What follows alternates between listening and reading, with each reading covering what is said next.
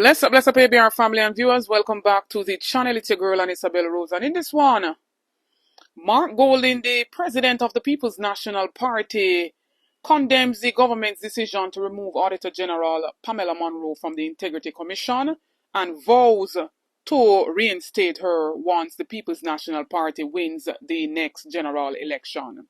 As well as Mayor Anju Swaby responds to Senator Abka Fitzhenley's careless remarks about strong-arming the media. Stay tuned for the details at hand.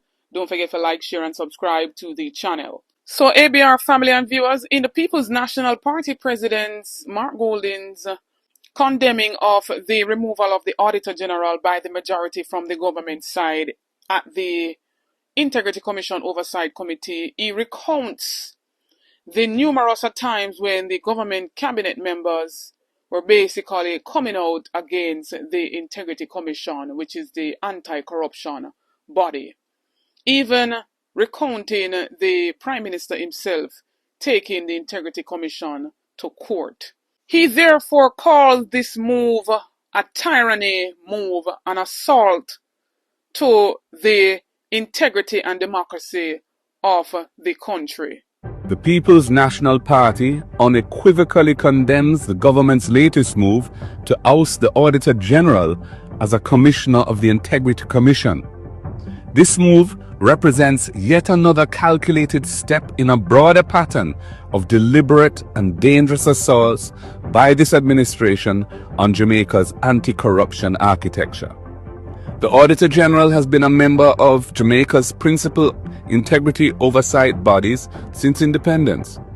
The JLP's argument for the removal of the Auditor General from this critical role is spurious.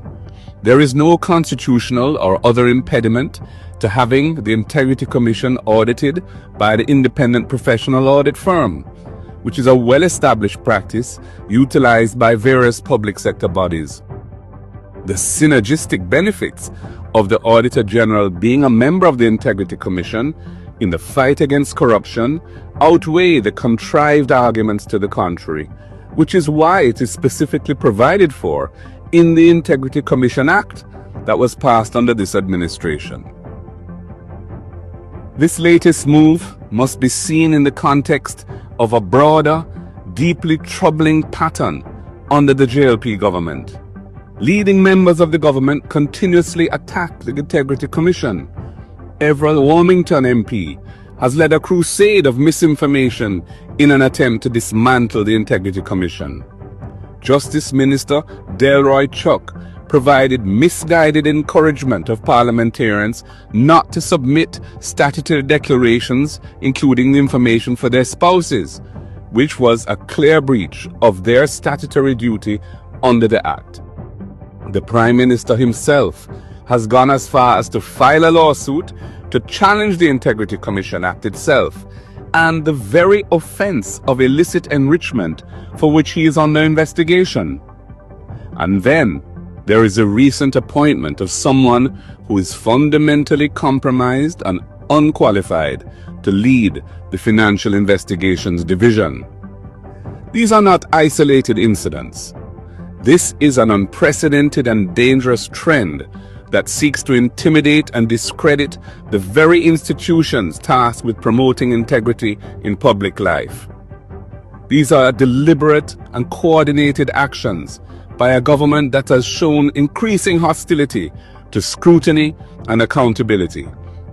What we are witnessing is a step towards tyranny, as institutions which are designed to protect the people from financial abuse of power are being stripped of their independence, weakened, and politicized.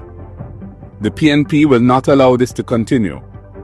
If the government carries through this latest move, the PNP, when in government, will restore the Auditor General as a commissioner of the Integrity Commission. We will safeguard our anti-corruption institutions, ensuring that they remain independent, fully resourced, and above political interference. We will introduce long overdue legislation for unexplained wealth orders, which are another critical anti-corruption tool that this government has reneged on. And we will amend the Constitution to enable the impeachment of delinquent parliamentarians. The Jamaican people deserve better than a government that is at war with good governance. The PNP calls on the private sector, the churches, civil society, trade unions, and indeed all right-thinking Jamaicans to stand up and speak out against the systemic dismantling of our democratic safeguards. We must defend the institutions that protect our future. One of the documents that accompanied the report submitted by the Integrity Commission concerning the statutory declarations of the Prime Minister, and which was tabled in the House of Parliament yesterday afternoon, is a letter from the Commission which refers to a section or paragraph 623 of the report, which states that the Director of Investigations was referring the report to the FID for, quote, the necessary investigations to be conducted, end of quote. And I'm satisfied that the Integrity Commission has no such authority to refer any matter to any agency or competent authority to initiate an investigation. The Integrity Commission is urging the Parliament of Jamaica to support the referral of the Director of Investigations, to support that report being submitted to the FID for further investigation. Now, I'm satisfied in my mind that the Parliament has no such authority. There is nothing in the Constitution, in the laws, and certainly not in the standing orders of the Parliament that would authorize the Parliament to refer or support the referral of any member to any agency for investigation. Indeed, if that power were to exist, it would be absurd, because it would allow any majority in Parliament, for whatever reason, to refer any member to the police or any competent authority for investigation. The Parliament simply does not have that power, and for very good reason. Where they come from, send it back, send it back. Every evil arrow, anywhere he come from, send it back. If a China, if a Jamaica, if a Haiti, where he come from, we send it back. Turn, reverse the curse, reverse the curse, reverse the order, reverse the curse. And it is sad that we have a set of people making the laws for our lands and not upholding the very same law that they sat and was a part of the orchestration of. As the icon Bob Marley states, you will never find justice in a world where criminals make the law. What a thingy. Now in this segment, Mayor of Kingston and St. Anju, Anju Swaby, responds to Parliamentary Secretary and a sitting Senator Abka Fitzhenley for his stupid remarks in saying that Anju Swaby, in calling on 9 media houses along with other financial entities to pay up their dues at the KCMC, that he is trying to strong-arm the media. And so in his response, Anju Swaby says this senator is desperate for relevance, thinly veiled in political mischief and aimed at scoring cheap partisan points. He is attempting to link the KCMC's ongoing revenue enhancement efforts to a wider political narrative, is unfounded and misleading, and appear to be a deliberate distortion of the facts and an irresponsible attempt to impute political motive where none exists. The KSAMC's revenue enhancement drive did not begin with media houses, nor did it begin this month. We began several months ago with financial institutions including banks, insurance companies, and credit unions, all of which were invoiced for outstanding sums due to the cooperation. It is only now that our attention has turned to media houses, of which 9 have been formally contacted. To date, 2 have made payments, and 1 has responded seeking additional information. The others have not even acknowledged receipt of the letters sent.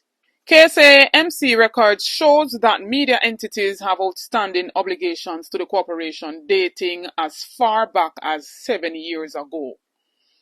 And let me interject a bit there. Who was the mayor 7 years ago? Who was the mayor of Kingston and St. Anju 7 years ago? When you see the incompetence of those who were before Anju Swaby. Anju Swaby added, "This is the law of the land, not the policy of a political party.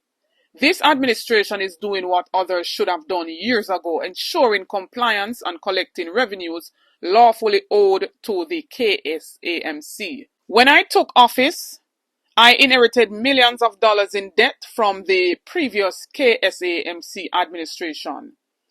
This has left the corporation struggling to meet its obligations, with some entities unwilling to do business with the KSAMC due to the unpaid balances from years prior. My administration has been forced to clear outstanding arrears stretching back to 2021. My administration also had to address a backlog of unpaid statutory deductions for staff owed to the central government, as well as contract retention payments that ought to have been settled years ago under the previous KSAMC leadership.